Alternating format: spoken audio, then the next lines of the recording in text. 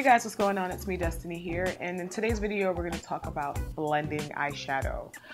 Blending eyeshadow out, blending eyeshadow together, the proper brushes, some tips on how to get the most from your eyeshadow, and also some different tips on working with eyeshadow on a grander scale. As you see here, I have color from my brow bone down to my mobile lid, highlight, crease color, and many other transition colors to kind of bring the whole look together. And one of the first parts that I want to start with is definitely base color.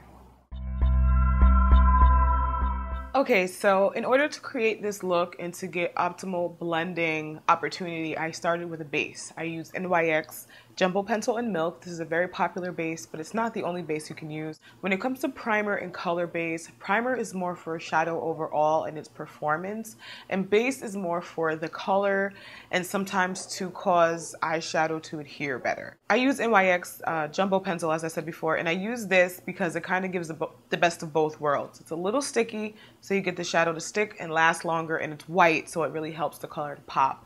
I did use neutral colors, so color didn't have too much popping to do, but it definitely helps to also up the ante when it comes to using shimmery eyeshadows, which I actually used in the crease and on the brow bone. When I think of a complete full eye look, I always imagine that there is a transition color, and for my skin tone, generally I like to use a brick color. I like to use a reddish brown, a rust, an orange, a coral color. Basically what I like to do is use my undertone saturated. So depending on what tone you are, that's kind of the color that you would use.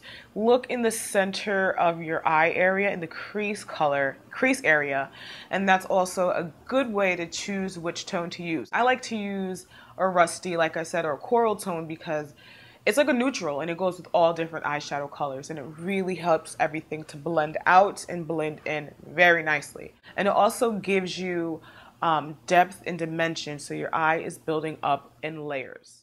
I like to use 3 or 4 transition colors at times. You can also just use one, which would be your orangey tone, your brick color, your red brown, and then you can use your second color and blend that out together. But sometimes I like to do the orange tone and then a rusty, like not a rusty brown, but a cooler brown.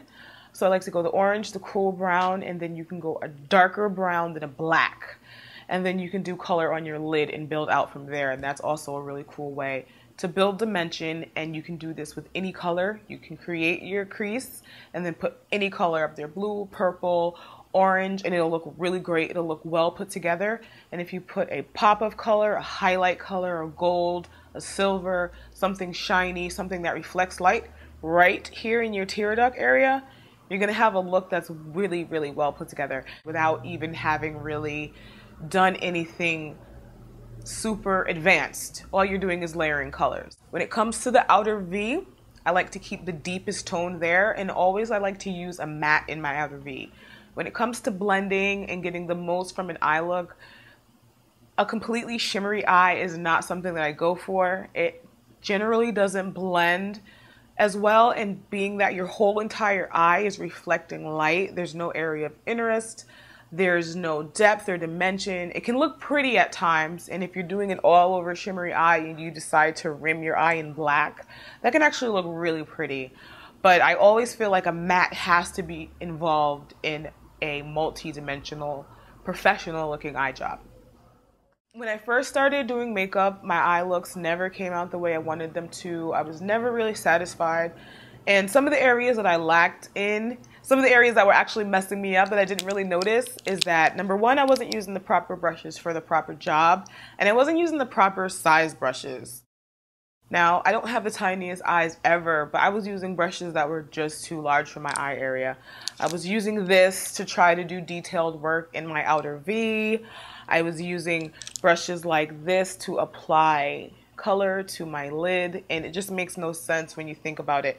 Your results are not going to come out right, even if you're using the proper color in the proper area and the proper blending technique. If you're not using the proper brush, you know, it's pointless. It's really pointless. This flat brush is especially good for picking up eyeshadow because of the way it tapers, and it's also good for blending because of the way it tapers. You can place it underneath your eyeline and you can blend out and smoke out waterline color or even lash line color. So that's always really cool. And I wanted to bring that out because when you are using the proper size brush, you're going to get a world of difference when it comes to the detail of your work. And when you're using multiple colors, you need to change sizes, texture. When you're working with multiple colors, it's really important to use different brushes because you can very easily end up muddying your makeup. It's very easy to take a look that was well blended and defined and went from blue to black to gray to orange to a mud mess of colors and then one other color. You know, so if you're trying to do really detailed work, you're definitely going to have to invest in some little brushes. Now, I want to show you some of my very favorite brushes for detailed work in the crease, which a lot of times is where all the detail work is. These are actually really inexpensive brushes that I purchased from Dwayne Reed years ago. You can probably find these in any random drugstore. I believe the brand of these is Upstage, and it doesn't even have to be this brand. They're synthetic, but they're fluffy and they're tapered.